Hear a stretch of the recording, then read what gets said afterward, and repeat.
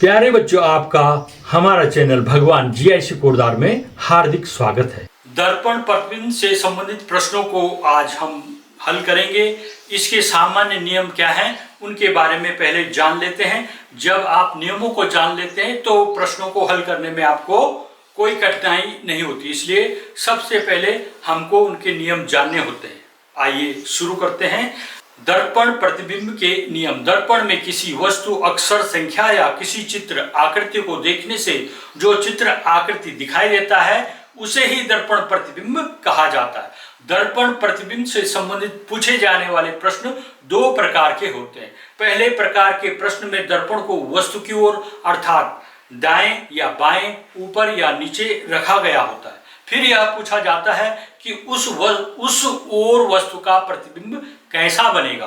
दूसरे प्रकार के प्रश्न में सिर्फ यह पूछा जाता है कि वस्तु का प्रतिबिंब कैसा बनेगा। इस स्थिति में दर्पण को वस्तु के सामने माना जाता है, अर्थात दर्पण की स्थिति दाईं ओर होता है। हल करने की विधियां। दर्पण से संबंधित प्रश्नों को दो प्रकार से हल किया जाता है।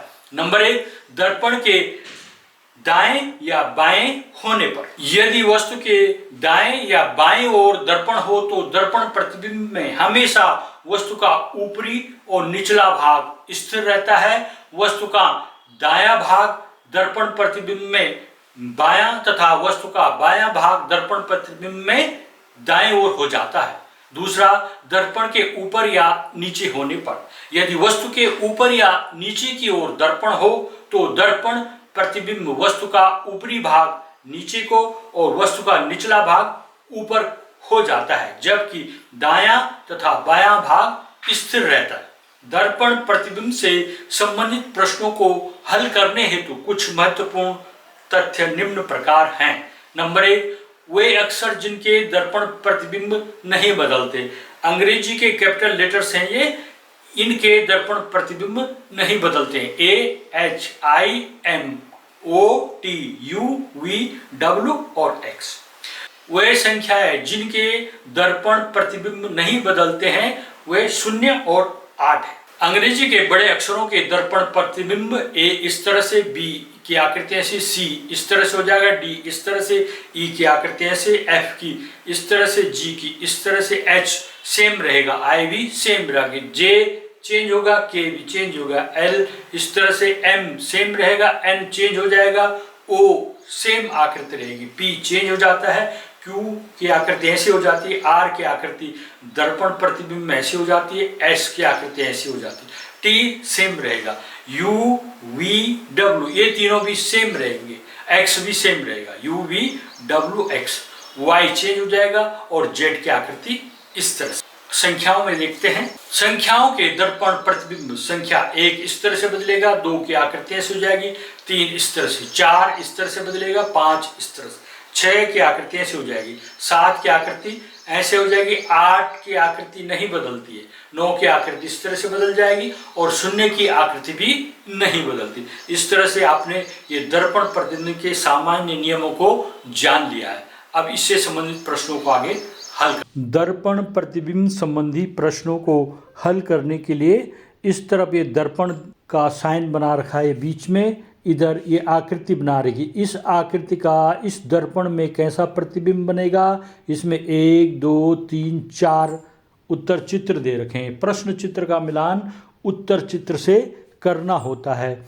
यहाँ पर इस आकृति का मिलान दर्पण चित्र के अनुसार दर्पण में प्रतिबिंब कैसे बनेगा, विकल्प की तरह प्रतिबिंब बनेगा।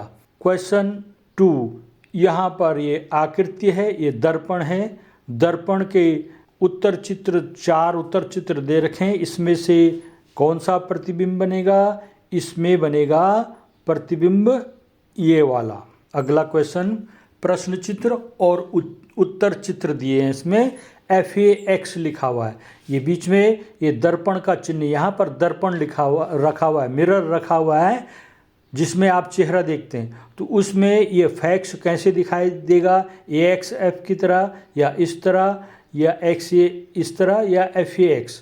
आंसर होगा इसमें X और A की आकृति दर्पण में दर्पण प्रतिबिंब में बदलती नहीं है, केवल F की आकृति बदलेगी और F इस तरह से हो जाएगा। तो इसका आंसर ये वाला है। राम को दर्पण में देखेंगे, इसके राम वर्ड कैसा दिखाई देगा इधर दर्पण में, MAR की तरह, RMA की तरह, MAR उल्टे R की तरह, ये ARM की तरह। इसका आंसर है विकल्प सी, इस तरह से दिखाई देगा।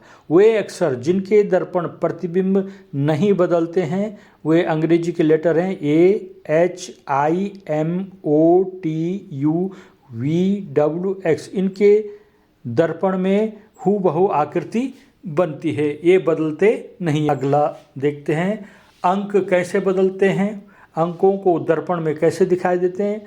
ये 18 है, यहाँ पर बीच में मिरर लगा हुआ है, दर्पण रखा हुआ है, तो ये 18 कैसे दिखाई देगा। इस तरह से 8 पहले आना चाहिए था और 1 बाद में आना था, ये वाली आकृति नहीं है, ये 8 पहले आ रखा है, ठीक है, और 1 को इस तरह से ये वाला साइन इधर को हो गया, तो ये विकल्प बी इसमें सही है। 81 और 18 ये रॉन्ग है। नेक्स्ट यहाँ पर अब आपको ये मिरर नीचे दिखाई दे रहा है, दर्पण को नीचे रखा हुआ है, अब आकृति कैसे दिखाई देगी।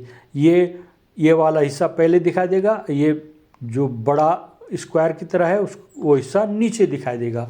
यहाँ पर इन 3 जगहों में है, लेकिन इसमें ये वाला मोड़ नहीं है, इसमें इन दोनों में से एक होगा, तो ये इस तरह से नीचे की ओर होगा, तो इस तरह की आकृति बदलेगी, इस तरह से बदल जाएगी आकृति। विकल्प सी सही है।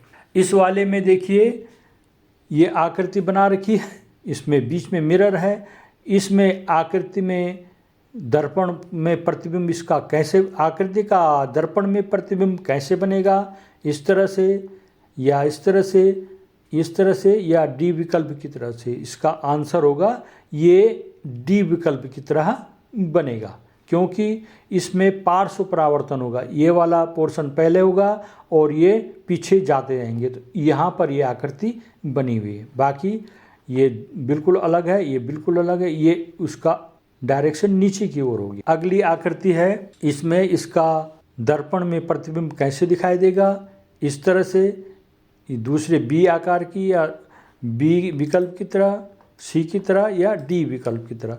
तो ये दिखाई देगा आपको डी विकल्प की तरह, ये दूर जाता रहेगा और ये दर्पण के पास रहेगा, इस तरह से बनेगा। वे संख्याएं जिनकी दर्पण प्रतिबिंब नहीं बदलते हैं वे गिनती में 0 और 8, वे संख्याएं हैं 0 और 8। सममित आकृतियों के प्रतिबिंब नहीं बदलते हैं, जैसे समबाहु त्रिभुज, वर्ग, आयत, समषटभुज आदि, इनके प्रतिबिंब नहीं बदलते हैं। अगला प्रश्न देखिए, यहाँ पर OR लिखा हुआ है, इस बीच में मिरर रखा हुआ है, ये OR कैसे दिखाई देगा शीशे में, RO की तरह, उल्टा R और O की तरह, OR की तरह, उल्टा R और O की तरह, या RO सेम RO की तरह दिखाई देगा। इसमें से सही आंसर है ये R पहले लिखा होगा और उल्टा होगा, तो ये यहाँ पर विकल्प A सही होगा। नेक्स्ट क्वेश्चन में देखिए, यहाँ पर स्क्वायर के अंदर त्रिभुज है, त्रिभुज के अंदर एरो ऊपर की ओर लगा हुआ है, ये दर्पण में कैसे दिखाएगा, इसमें पार्श्व परिवर्तन होगा, ये वाला पहले होगा और ये वाला बाद में होगा। ये तो एरो ऊपर की ओर है, ये वाला नहीं लगेगा, ये वाला भी नहीं होगा, ये नीचे की ओर हो गया, ये वाला होगा, क्योंकि यह सममित आकृति है, इसलिए यह दर्पण प्रतिबिंब में सेम दिखेगा, उसी तरह से दिखेगा। मेरे चैनल को सब्सक्राइब कीजिएगा। अगर आपको ये वीडियो पसंद आ रही है तो आप वीडियो को लाइक कीजिएगा, कमेंट कीजिएगा और इसको शेयर भी कीजिएगा। अगर आप इस चैनल में नए हैं तो मेरे चैनल को सब्सक्राइब भी कीजिएगा। धन्यवाद।